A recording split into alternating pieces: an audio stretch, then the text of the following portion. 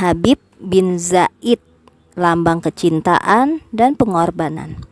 Pada baiat Aqabah yang kedua, ada 70 orang laki-laki dan 2 orang wanita berbaiat kepada Rasulullah. Maka Habib bin Zaid dan bapaknya Zaid bin Asim termasuk 70 orang yang turut mengambil bagian pada baiat itu. Ibunya bernama Nusaibah bin Ka'ab, merupakan salah satu dari 2 wanita yang pertama berbaiat kepada Rasulullah. Ya, sedangkan wanita yang lainnya adalah bibinya dari ibunya. Dengan demikian, Habib adalah seorang mukmin dari angkatan lama. Suatu ketika di selatan Jazirah Arab, muncullah 2 orang pembohong durjana yang mengakui diri mereka sebagai nabi dan menggiring manusia ke lembah kesesatan.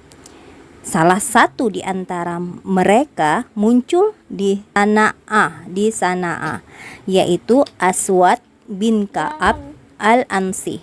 Nah, ini nabi palsu yang ngomongi dirinya nabi ya. Yang pertama Al-Aswad bin Ka'ab al-Ansi. Yang kedua adalah Musailamah al-Kazab. Kedua penipu itu menghasut anak buahnya untuk memusuhi orang beriman yang mengabulkan panggilan Allah serta Rasulnya di kalangan suku mereka. Begitupun untuk menolak para utusan Rasul ke negeri mereka. Dan lebih celaka lagi, mereka menodai dan memandang enteng kenabian itu sendiri dan membuat bencana serta menyebarkan kesesatan di muka bumi. Jadi 2 orang penipu tadi ya, itu menghasut orang-orang yang ada. Kalau dia mama itu Musailamah al-Kazab, dan di Sana'ah itu Al-Aswad. Jadi diasuti oleh mereka berdua ini untuk memusuhi orang-orang yang beriman yang ada di sana, di daerah situ. Bukan hanya itu, mereka juga menyebarkan kesesatan.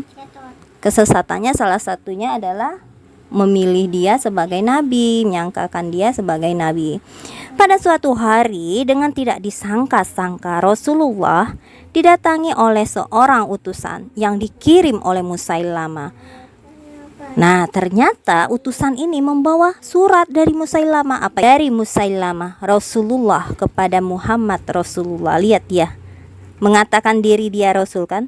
Dari Musailamah Rasulullah kepada Muhammad Rasulullah terkirim salam. Kemudian ketahuilah bahwa ya, padahal nggak ada Rasul selain Nabi Muhammad kan, Nabi terakhir. Nah, dia menyebut dia Nabi ini Rasul, sebagai Rasul. Itulah sesat. Kemudian diketahuinya bahwa saya telah diangkat sebagai serikat Anda dalam hal ini, hingga kami diperoleh separuh bumi ya.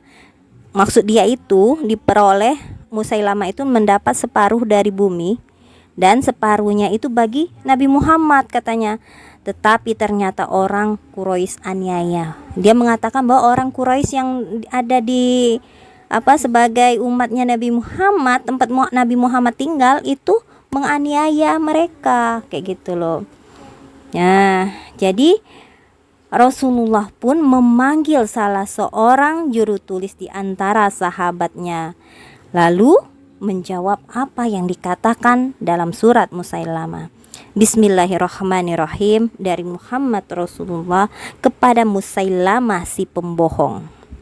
Salam bagi orang yang mau mengikuti petunjuk. Dia nggak ngasih salam Assalamualaikum warahmatullahi wabarakatuh, karena itu doa. Sedangkan Musailamah itu pembohong. Salam itu apa artinya? Semoga keberkahan untukmu. Nah, ini cuman salam bagi orang yang mengikuti petunjuk saja.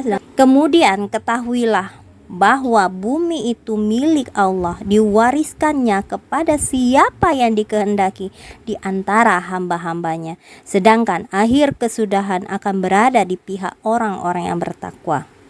Ini kata Nabi Muhammad ya, bahwa Nabi Muhammad tidak mau yang disuruh Musailamah itu dibagi.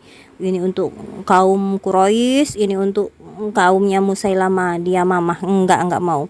Kalimat-kalimat Rasulullah itu tak ubah bagai cahaya fajar yang membuka kedok Bani Hanifah yang mengira bahwa kenabian tidak ada bedanya dengan kerajaan, hingga ia menuntut separuh wilayah berikut hamba atau rakyatnya. Jawaban Rasulullah dibawa langsung oleh utusan Musailamah, dan ternyata bertambah sesat dan semakin menyesatkan Musailamah tadi. Nah, ya, jadi jawaban Rasulullah itu membuat bertambah kacau pemikiran Musailamah tadi. Penipu besar itu masih juga menyebarkan kebohongan dan kepalsuannya, sementara hasutannya, penganiayaannya terhadap orang beriman semakin meningkat.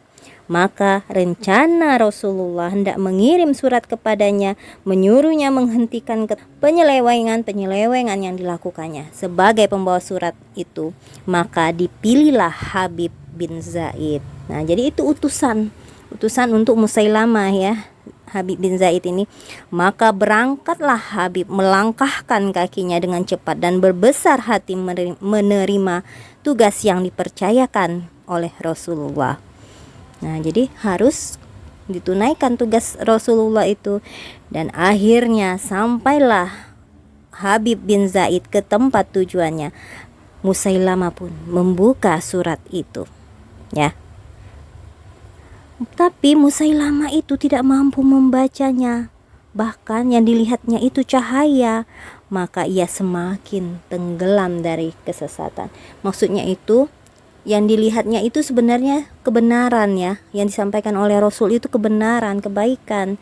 Tapi mata Musailamah itu sudah tertutupi oleh keinginan dia untuk menguasai wilayah. Padahal Rasulullah tidak pernah ingin menguasai wilayah kan. Dan karena Musailamah tidak lebih dari seorang petualang dan penipu, maka sifatnya adalah sifat penipu. Nah, itulah, kalau seorang penipu punya sifat penipu, maka kerjaannya akan menipu. Musailamah pun mengumpulkan hamba atau rakyatnya dan memanggil mereka untuk menghadiri suatu peristiwa di antara peristiwa yang penting. Sementara itu, Habib bin Zaid dengan bekas siksaan dahsyat yang dilakukan padanya oleh orang-orang pasukan Musailamah tadi dibawa ke depan dengan rencana mereka hendak melucuti keberaniannya, hingga di hadapan halayak ramai ia akan tampak lesuh dan patah semangat, lalu menyerah kalah. Dan ketika diminta untuk mengakui di depan mereka, segera beriman kepada Musailamah. Hingga dengan demikian penipu itu akan menonjolkan mukjizat palsunya di depan mata anak buahnya yang sama tertipu. Musailamah berkata kepada Habib, "Apakah kamu mengakui bahwa Muhammad itu utusan Allah?" "Benar," jawab Habib. "Saya mengakui Muhammad itu utusan Allah." Rona kemerah-merahan meliputi wajah Musailamah. Lalu Merah muka seneng kayak gitu loh. Lalu Musailamah bertanya lagi, "Dan kamu mengakuiku sebagai utusan Allah?" "Tidak pernah saya mendengar tentang itu," kata Habib. Wajah penipu yang kemerah-merahan tadi berubah menjadi hitam karena kecewa dan marah. Siasatnya telah gagal. Tindakannya menyiksa utusan itu hanya percuma belaka, sementara di depan orang banyak yang telah dipanggilnya berkumpul, ia bagaikan menerima tamparan hebat yang menjatuhkan wibawanya dan membenamkannya ke dalam lumpur. Jadi sebelum dia dihadapkan dihadapkan kepada Musailamah, orang-orang Musailamah itu menyiksa dulu Habib bin Zaid tadi. Nah, dia berharap dengan siksaan itu Habib itu akan mengakui kenabian dia, padahal Habib itu punya keimanan yang teguh. Ketika itu Musailamah bangkit laksana seekor kerbau yang baru disembeli, lalu dipanggilnya Algojo dan segera menusuk tubuh Habib dengan ujung pedangnya. Kemudian dilanjutkan kepuasannya dengan menyayat bagian tubuh Habib tadi, dipotong demi potong. Jadi dipotongnya badannya, astagfirullahaladzim, dipotongnya demi sepotong. Sementara pahlawan besar itu tiada yang dapat dilakukannya kecuali mengucapkan la ilaha illallah Muhammadar Rasulullah.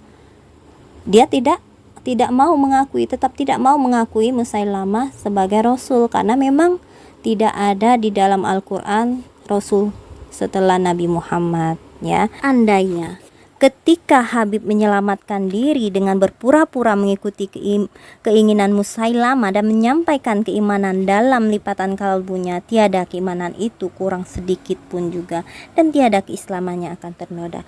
Boleh. Ingat waktu kisah Ammar bin Yasir? Ammar disiksakan, disuruh ngakui, akhirnya Ammar mencoba di dalam hatinya tetap menyatakan bahwa Allah, kemudian Rasul itu Muhammad, tapi dia terucap kata-kata yang menurut orang itu kafir, padahal hatinya tidak, maka dibolehkan kayak gitu, Mbak. Tetapi ia yang merupakan seorang tokoh yang bersama ayah bundanya, saudara dan bibinya yang telah melihat baiat Aqabah, dan semenjak saat menentukan dan penuh berkah itu memikul tanggung jawab atas janji dan keimanannya secara penuh tanpa kurang sedikit pun. Jadi dia tidak mau merusak keimanan yang di dalam dirinya.